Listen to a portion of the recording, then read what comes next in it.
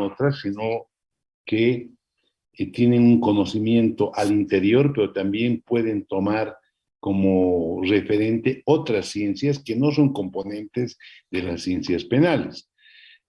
A la criminología le puede servir un estudio psicológico de la personalidad del sujeto, lo podría realizar un psicólogo. A la medicina legal podría utilizar un endocrinólogo.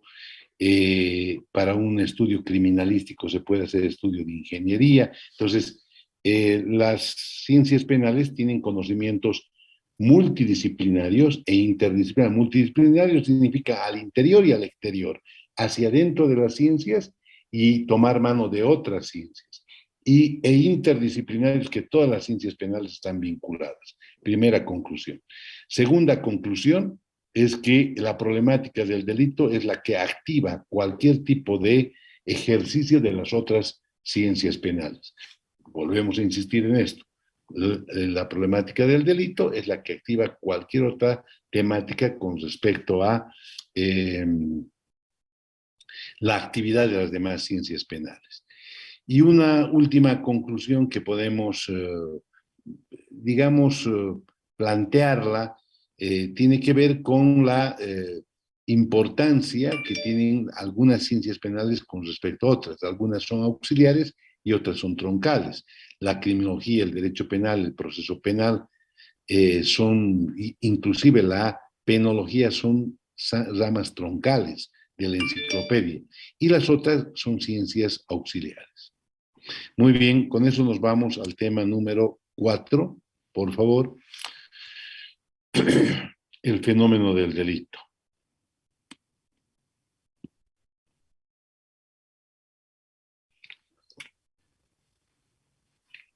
Hemos tenido un enfoque, hemos realizado un enfoque de lo que es el delito, hemos considerado el delito como un problema jurídico, como una acción típica antijurídica culpable, que tiene como consecuencia la pena, y hemos visto que el criterio del delito primero y sustancialmente es normativo. Pero cuando decimos que el criterio del delito es normativo, estamos casi dándole la tarea principal al derecho penal. Sin embargo, el fenómeno del delito no es solo un problema del derecho penal. El fenómeno del delito es una cuestión, es una temática que aborda la criminología de una forma diferente. No es el principal tema de estudio para la criminología, porque la criminología tiene que preocuparse de las causas, pero tiene que ver al delito como un fenómeno natural. ¿Qué significa ver al delito como un fenómeno natural? Significa, primero, que la conducta humana, de una u otra manera, tiene, primero, en el ámbito del derecho, una libertad de actuar. El ser humano tiene una libertad de actuar. Esa libertad de actuar le permite escoger entre el bien y el mal, entre hacer una obra de bien, entre ser dadivoso, entre ser contemplativo, pero también podemos, como un antivalor, encontrar que hay gente que no se apega a las buenas costumbres, que no necesariamente se apega al bien y que contrariamente puede inclinar su conducta o desviar su conducta con actos contrarios no solo al derecho, sino a las buenas costumbres, a las relaciones sociales. El ser humano puede generar perturbaciones, puede romper reglas del buen trato social sin que sea delictivo. Esa es una decisión. Y el delito, dentro de esas problemáticas, también es una decisión, es un comportamiento natural del ser humano que cometa delitos. El ser humano puede cometer delitos y no podemos, para evitar que el ser humano cometa delitos, hacerle una lobotomía, por ejemplo. No podemos privarle el derecho de decidir, no podamos privarle el derecho de elegir entre el bien y el mal. Como dice el problema de la culpabilidad, la ley le exige que actúe de una diferente manera al acto delictivo, le exige la ley, pero el sujeto decide actuar contra la ley y por lo tanto es una decisión personal, parte del comportamiento humano. La ley le disuade, le advierte, le amenaza. Los padres le dirán, cuidado, hagas esto. La familia, la sociedad, el párroco de la iglesia, le dirán al sujeto, pórtate bien, pero el sujeto es el que va a decidir si va por un camino o por el otro. El delito, por lo tanto, es un problema natural y mientras haya sociedad, siempre va a haber acto delictivo. Es un mal con el que tenemos que convivir, que tenemos que aceptar y que tenemos que luchar contra el delito. Es como que no podemos evitar que hayan hombres buenos y hayan hombres malos, seres humanos buenos y seres humanos malos. Si vamos más allá, rompemos las reglas filosóficas del libre albedrío, de la libre decisión que tiene un sujeto frente al hecho delictivo. Por eso, la criminología, si bien acepta el criterio normativo del derecho penal, no es menos cierto que la criminología acepta también que el delito es una forma de conducta y de elección que tiene el ser humano. Eso en cuanto al delito como un problema individual, pero también tenemos que reconocer que en muchos casos la sociedad, por un conjunto de factores culturales, sociales, acepta la existencia también del delito como un fenómeno social. Hoy en día, les puse, si no me equivoco a ustedes, el ejemplo de la enorme cantidad de autos truchos. Los autos truchos son aquellos que no han ingresado al país legalmente, aquellos que han vulnerado las normas aduaneras, los tributos aduaneros, sin hablar de autos robados, solo aquellos que han ingresado sin pagar el tributo que corresponde.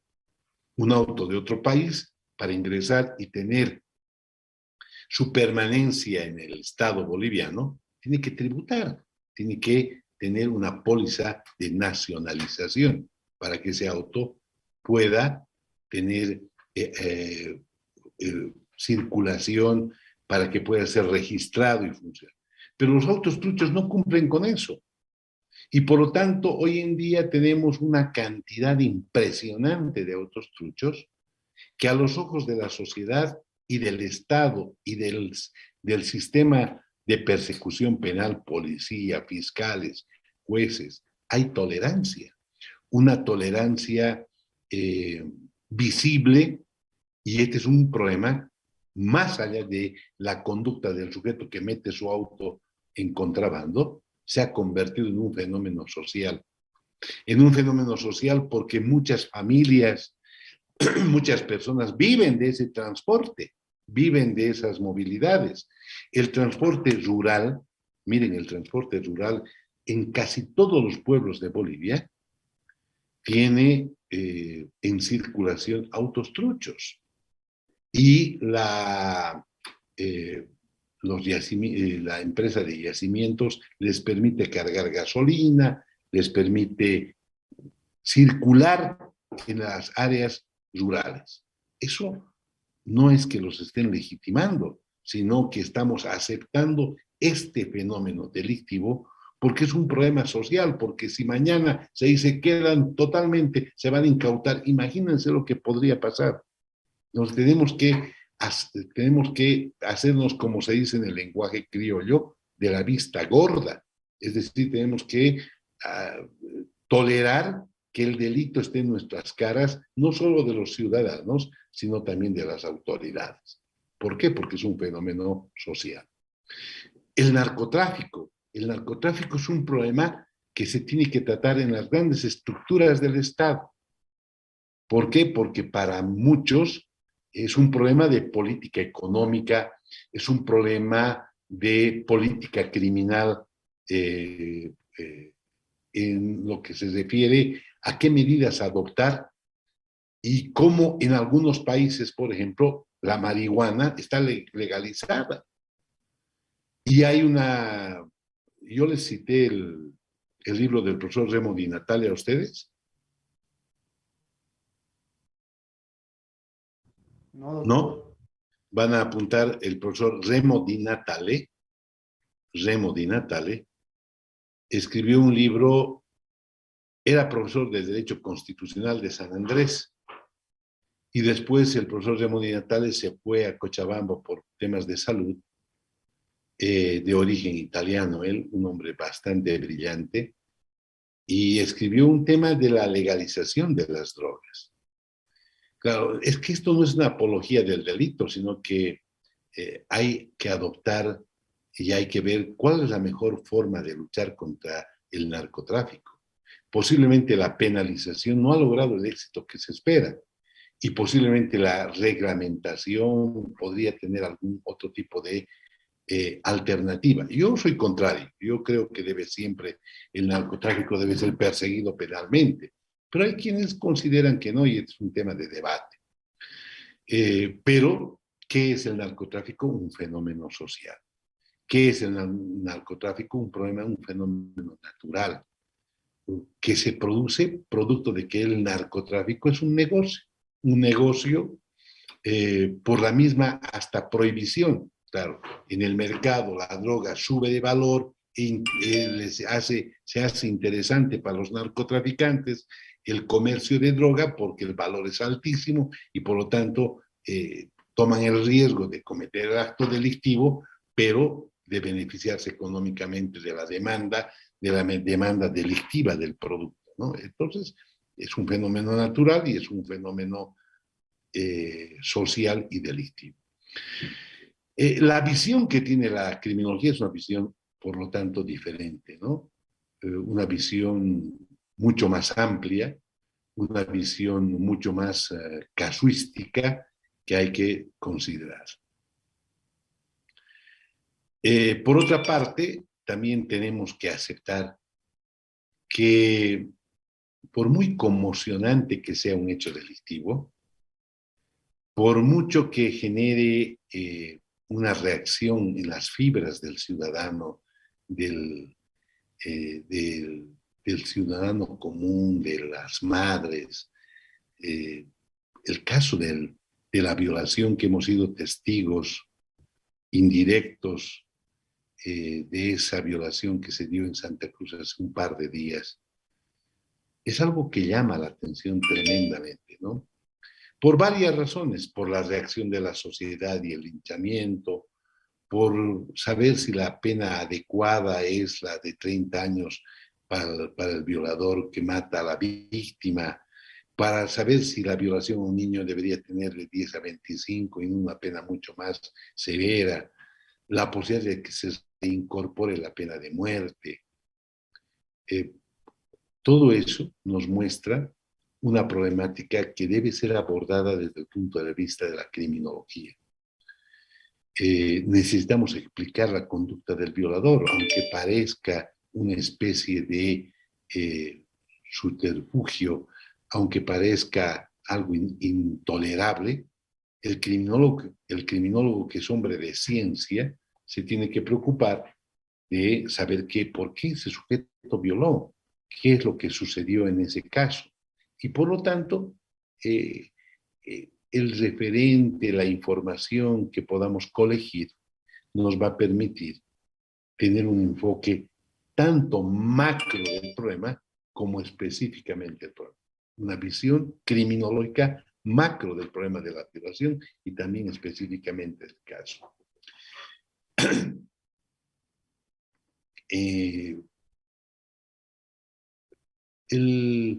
El hecho delictivo no necesariamente se debe justificar. No es que queremos justificarlo. El hecho delictivo tenemos que explicarlo para fines del caso mismo, pero también para fines que la sociedad empiece a interpretar la problemática de una forma mucho más coherente y educada. Coherente y educada. Hoy en día se habla mucho de que los padres, por ejemplo, deberían tener mayor acercamiento a sus hijos deberían tener mayor confianza con sus hijos para que estos puedan decirles lo que les sucede, para que estos estén informados, porque en el caso de esta violación, por ejemplo, los padres no fueron informados que el hijo ya antes, o estos niños, ya eran con un tiempo anterior víctimas de los agresores. ¿Cuál fue la actitud de los padres para protegerlos? Había un total desconocimiento de la, del escenario, del propio hijo, si estaba sufriendo una agresión o no. Entonces, es un tema que nos llama a la reflexión. Y por lo tanto, toda esa problemática se traslada a la criminología de una forma casi insalvable. El proceso histórico y el delito. En cada momento de la humanidad, en cada momento del desarrollo cultural, de la civilización de los pueblos, en cada momento se tiene diferentes tipos de valores.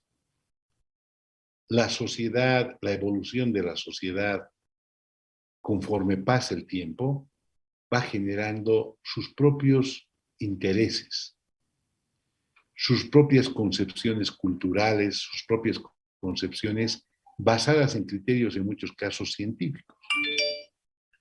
En la época de la Edad Media, todo giraba en torno a la divinidad, en torno a Dios. Había una postura teocéntrica y teocrática. Y la iglesia adoptó esta postura teocéntrica y teocrática, de tal manera que la iglesia formaba parte de la construcción del derecho y de la determinación del acto delictivo en función a esos valores. Y por lo tanto, si la iglesia no afirmaba o daba un criterio de verdad sobre la creencia, sobre la fe, cualquier acto contrario a la creencia, a la fe, a la divinidad, era considerado un acto de hechiceros, un acto de brujos, un acto de ateos, ¿no? Los ateos eran, y los hechiceros y los brujos eran los más perseguidos. La hoguera era la pena más directa para el que practicaba la hechicería, la brujería, ¿no? Aquel que era un ateo. Y claro, la razón eran los valores que se tenían en ese tiempo, en esa sociedad, en la Edad Media, en la edad del oscurantismo para la humanidad, porque la iglesia regulaba hasta la ciencia, la posibilidad de hacer ciencia estaba limitada, ¿no? Nadie podía emitir comentarios, criterios sobre la divinidad o cuestionar la divinidad porque atentaba contra Dios. Y por eso los delitos más graves eran la hechicería, la brujería, como les vengo manifestando. La herejía, el hereje, el brujo, el hechicero. Pero uno se fija cómo ha pasado y evolucionado la humanidad y hoy en día resulta hasta gracial pensar que un código podría tener un delito que sancione al hechicero, al brujo, al hereje, ¿no? Esas conductas pueden darse en la sociedad, pero los brujos no tienen peso ni relevancia y pueden hacer y decir lo que quieran, nadie les da importancia, ¿no? Los lee suertes, los sacazulos, los lee suertes sobre todo, ¿no? La sociedad ya es indiferente. Miren cómo de ser un delito severamente perseguido, hoy en día es indiferente y no es más en una sociedad evolucionada, moderna, científica, ya no hay más importancia en esos valores. Pero ¿quién iba a creer que en la época de la Edad Media, por ejemplo, iba en algún momento la humanidad perseguir la piratería aérea? el giro de cheque en descubierto, el robo de energía eléctrica. Imaginarse que la existencia de estas figuras ni siquiera había la concepción mental del fenómeno. ¿Quién podría imaginarse que el ser humano en la Edad Media iba a volar, surcar los cielos? Hoy en día, el principal transporte, el más importante transporte de la humanidad es el aéreo, que reduce las distancias de forma impresionante. Usted quiere irse por tierra a Santa Cruz, tarda 14 horas. Usted quiere irse por avión a Santa Cruz, tarda 50 minutos. Entonces, el transporte aéreo, que es permanente, que en el mundo hay unos programas virtuales que le hacen ver a usted la cantidad de vuelos que hay en este momento, en este segundo, en el espacio aéreo, y uno se asombra. El flujo, el tráfico aéreo es altamente impresionante. Pero uno dice, ¿cómo el ser humano ha podido hacer que una nave tan toneladas de acero pueda volar? Claro, hoy en día aceptamos porque es normal, pero en realidad, ese problema ha generado la necesidad de incorporar delitos vinculados al tráfico aéreo, al uso de naves. La piratería aérea es un delito perseguido en el mundo, es un delito casi universal.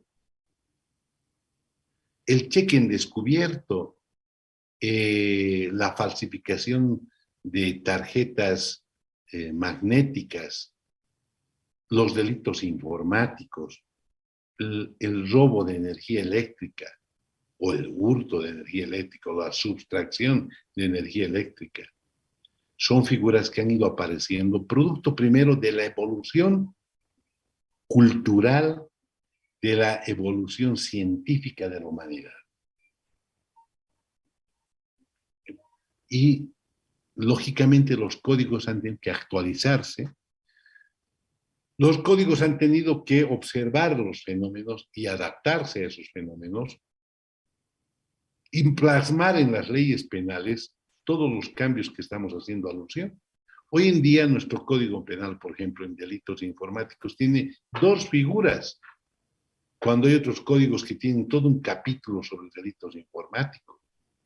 La informática se ha convertido en un instrumento de delitos sexuales, de delitos contra la seguridad interior, seguridad exterior del Estado, claro.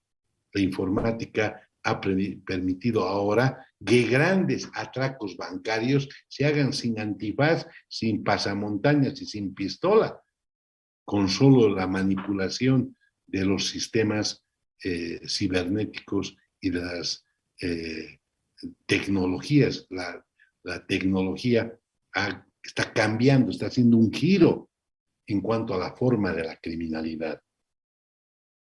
Se puede inclusive hoy reconocer que cada vez más el avance de la cibernética tiene un rol trascendente en el derecho penal, en la persecución penal. Bueno, eso quiere decir que históricamente el delito tiene una cualificación que va de la mano del proceso de evolución de los pueblos, del avance cultural de los pueblos.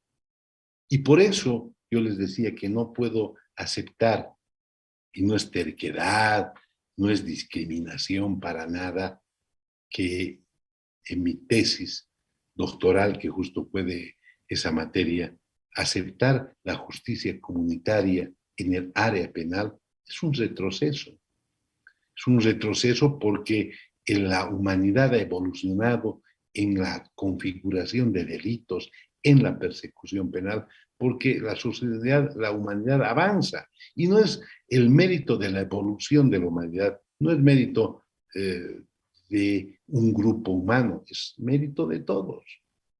Todos buscamos mejores medios de concepción de vida, de identificación de hechos lesivos y de la persecución penal, todos. Y por lo tanto, este proceso histórico tiene una trascendencia importante. Y aquí yo adicionaría algo que me parece fundamental, que es también la diferencia en el mismo tiempo y espacio sobre hechos que en algunos lugares son delictivos y en otros no. El monopolio, por ejemplo, en una sociedad capitalista como la nuestra, porque no podemos desconocer que seguimos bajo el rótulo de las reglas del libre mercado, no podemos autodenominarnos un Estado socialista, aunque lo digamos no es verdad, porque las reglas del libre mercado se han impuesto, la libre oferta y demanda, y el monopolio es un delito.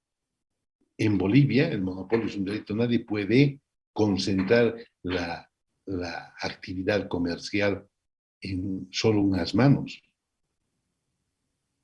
En cambio, en otras sociedades como la comunista y socialista, el monopolio lo tiene el Estado, con absoluta legitimidad. El problema de los musulmanes, que yo les decía, hoy en este momento, sus creencias religiosas son tan complejas, no vamos a decir negativas, abominables, no vamos a entrar en ese escenario, pero son complejas que no permitir que una dama se quite el velo o pueda usar una minifalda, un escote, mostrar su rostro, resulta absolutamente no tolerable y aceptable en un siglo XXI y en un contexto del mismo tiempo en diferentes espacios. Claro, el delito para la cultura musulmana teñida de influencia religiosa es muy diferente a la concepción de delito que tenemos nosotros. Hasta el problema de la vida, hasta la concepción del valor vida. El valor vida para los musulmanes es un valor no trascendente ni primordial frente a otros valores por los cuales ellos creen que uno puede ofrendar la vida frente a la divinidad, frente a su creencia. Y esto está pasando en estos tiempos. El aborto. Hay sociedades que definitivamente que han despenalizado el aborto por la explosión demográfica. La China. En la China el aborto es un deber cuando hay más de los hijos que el Estado tolera, acepta y forma parte. ¿Por qué? Porque hay una explosión demográfica. En muchos países se quiere legalizar el aborto y esa lucha es permanente. No vamos a entrar en el escenario si es justo o no si es justa esta determinación, no vamos a entrar en el escenario, pero lo que sí está claro es que es un problema que responde a diferentes criterios de influencia cultural el tema del aborto. Y así, no solo en la historia el delito cambia, sino también en el espacio y en el tiempo. En el espacio y en el tiempo. Y la criminología, que no puede ir de otra manera marcando el ritmo del derecho penal, tiene que aceptar que va a trabajar sobre las categorías que el derecho penal le proporciona sobre el concepto de delito. Pero también la criminología puede influir para que cierto tipo de conducta, por los estudios criminológicos, sea derogada del ordenamiento penal, sea modificada del ordenamiento penal.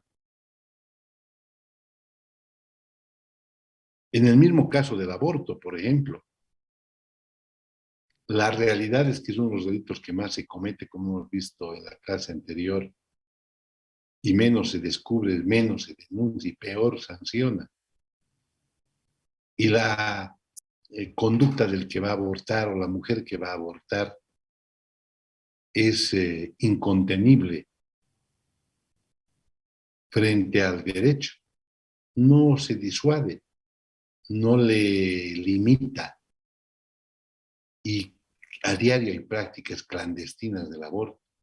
Y entonces ante esa realidad es posible que el derecho penal tenga que cambiar su sistema de ordenamiento penal.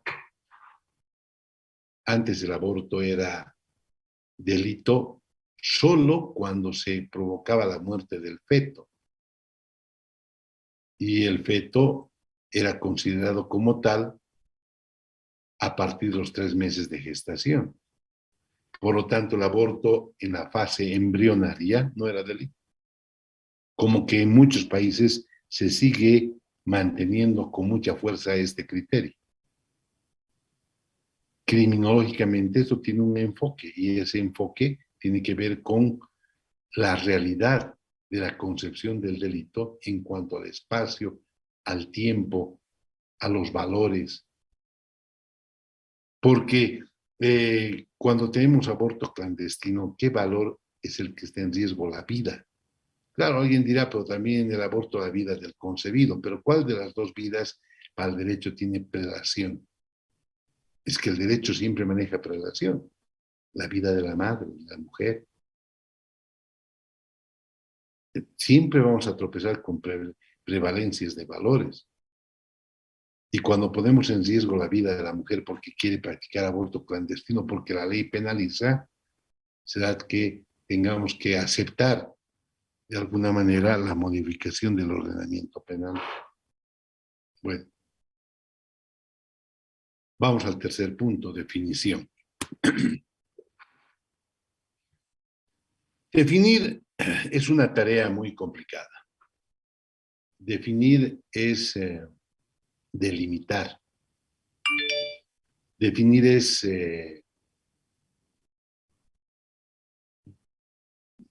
excluir algunos conceptos e incluir los únicos y adecuados. En las ciencias, yo no soy partidario de las definiciones, porque las definiciones para entender una ciencia nos pueden generar conflictos. Para empezar, muchas veces cuando definimos tenemos que memorizar la definición. Y esto no es sano, no solo porque en el tema educativo le pone al estudiante una barrera, no. No es sano porque entra al extremo, a los extremos, de darnos o cerrar con un paréntesis lo que se entiende por esa ciencia y aparentemente lo que está fuera de ese paréntesis no sería parte de, y eso no está bien. Es mejor manejar los conceptos o manejar conceptos sobre ciencias es mucho más interesante. ¿Cómo podemos definir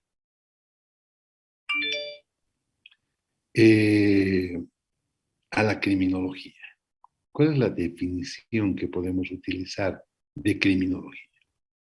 Primero, no es una ciencia normativa, no es una ciencia jurídica, es una ciencia causal explicativa.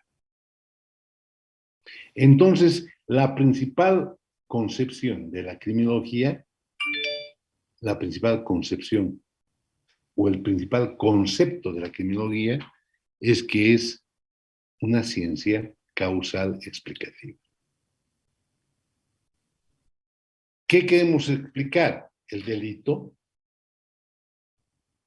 y por lógica la conducta del delincuente o el fenómeno de la delincuencia desde los dos extremos, del fenómeno individual y del fenómeno social. Por eso decimos que la criminología es la ciencia que estudia las causas del delito como un fenómeno individual y como un fenómeno social. Vamos a primero trabajar un poco en las causas. Es una temática complicada. Cuando se comete un hecho delictivo, lo primero que nosotros vemos, observamos y colegimos es el factor desencadenante. Ojo, a estas alturas de nuestra formación, no es muy cómodo distinguir entre causas y factores.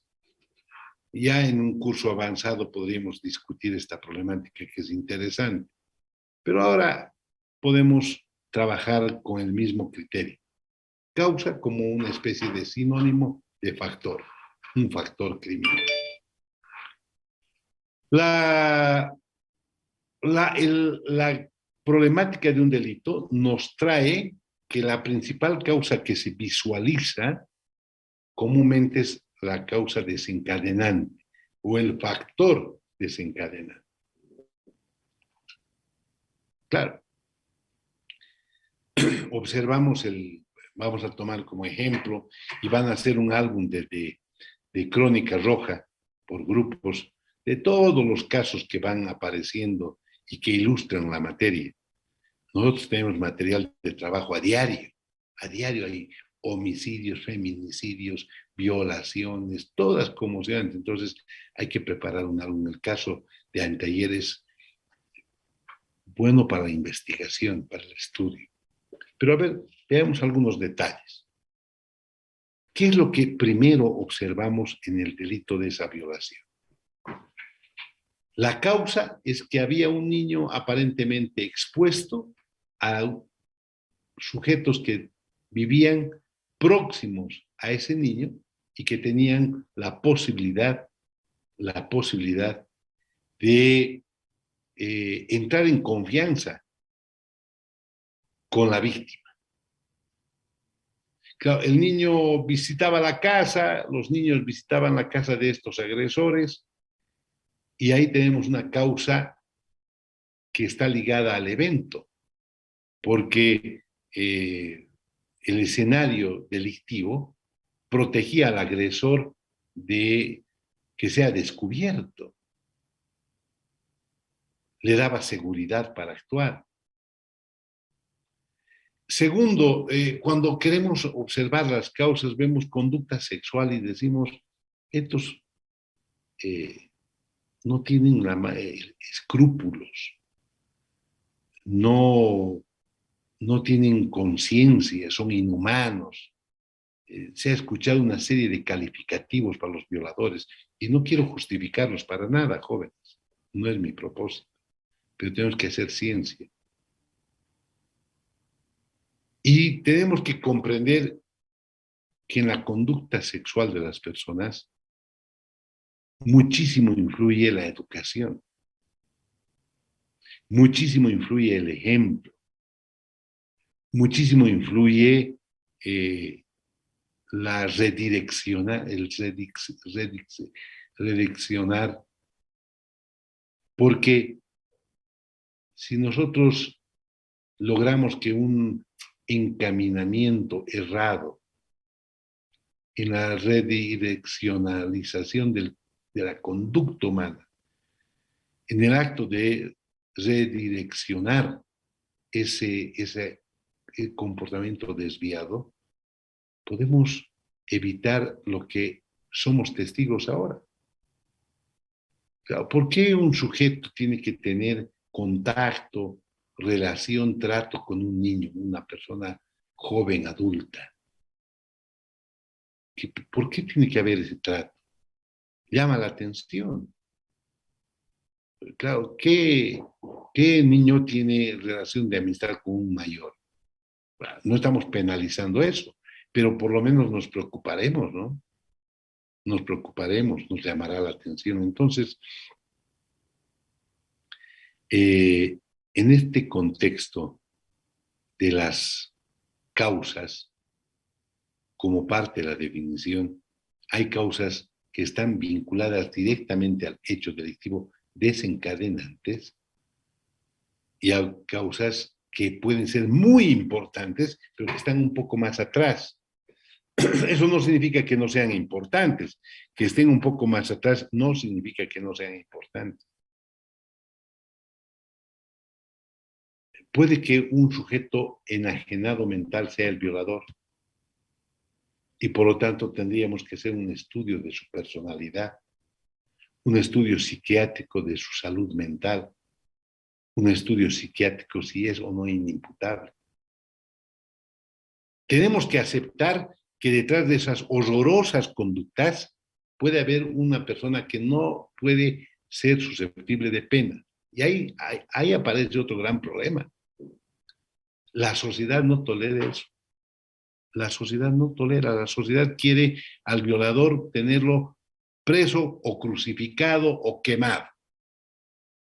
¿Pero qué pasa si el violador es un enfermo mental? ¿Esa va a ser la lucha correcta, científica frente al problema? Los que hacemos ciencia del derecho penal, tenemos que soportar que la criminalidad tiene que contra la criminalidad hay que buscar explicaciones, porque si no los fenómenos se repiten, porque si no, no aprendemos del problema. Tenemos que entrar a la mente de ese sujeto y entender qué es lo que pasó, no justificar para nada, pero tenemos que entender qué pasó. Habrá que hacer un estudio cromosomático. ¿Saben ustedes que muchos violadores tienen aberración cromosomática? Aberración cromosomática que puede ser una de las causas para interpretar la conducta criminal del agresor. La otra causa que hay que entender y explicar puede estar en la debilidad mental. Muchos sujetos que tienen aberración cromosomática tienen además debilidad mental. ¿No será importante saber qué elementos estudiados muy profundamente han provocado el hecho, nos servirían para no justificar la conducta, sino para comprender la conducta y ver de qué manera hacia adelante evitamos esa conducta criminal en otros actores, inclusive en el mismo sujeto, porque la violación tiene pues 25 años en el caso de niños de privación de libertad. Este supuesto violador tiene 24, le suman 25, va a salir de la cárcel a los 49. A los 49 años, después de estar 25 años en la cárcel, ¿se habrá readaptado? ¿Se habrá corregido? ¿Podremos sentirnos seguros de ese señor en las calles? ¿No será que es mejor desde el punto de vista criminológico el internamiento en salud en centros carcelarios hospitalarios de forma casi permanente hasta tener la tranquilidad de que no mantiene esa disposicionalidad criminal? Entonces, ¿qué es eso? Causas.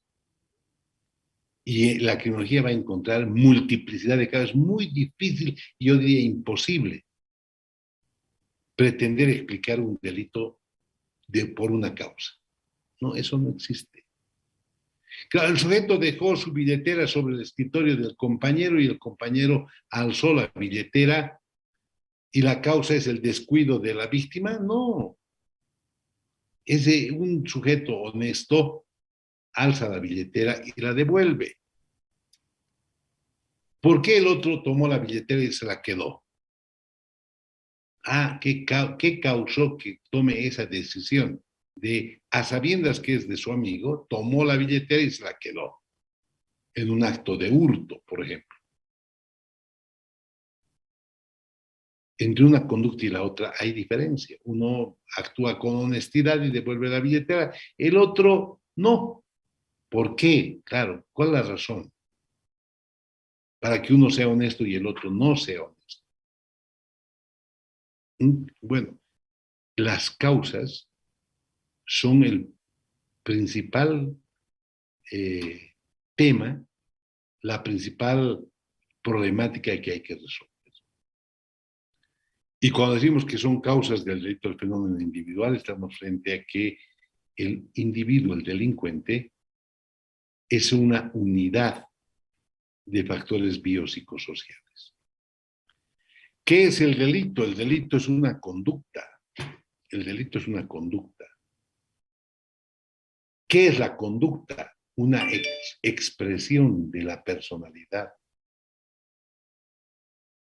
Posiblemente la primera causa es la conducta que vamos a encontrar. O vinculada a la conducta están las primeras causas, desencadenantes del delito. Pero detrás de la conducta está la personalidad y por lo tanto tenemos que estudiar al sujeto desde el punto de vista biopsicosocial. Van a ver ustedes, nuestra materia se divide así, en estudios biológicos, sociológicos, psicológicos. Porque para entender las causas tenemos que, como un rompecabezas, dividir los factores psíquicos, biológicos y sociales. Hacer abstracción, obviamente. ¿Por qué hacemos abstracción? Porque no es fácil aceptar, ni es fácil llegar a una conclusión como una unidad. Tenemos que separar para después unir. El ser humano es una unidad, pero para estudiar el problema hay que separarlos. Muy bien, vamos a quedar en esta parte. Continuamos la próxima clase. Tengan ustedes buenas tardes, distinguidos compañeros. Buenas tardes. Buenas tardes, doctor. Gracias. Hasta luego. Hasta luego. Buenas tardes.